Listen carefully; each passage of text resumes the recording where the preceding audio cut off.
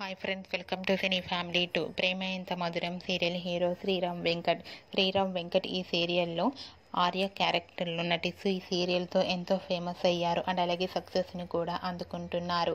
Arya sir ఈ సీరియల్లోనే కాకుండా ప్రముఖ జీ తెలుగు ఛానల్లో ప్రసారమయ్యే కొన్ని సీరియల్స్కి ప్రొడ్యూసర్గా కూడా వర్క్ చేస్తున్నారు. ఆర్య అప్డేట్స్ బయటకు రాగానే బాగా వైరల్ అవుతుంటాయి.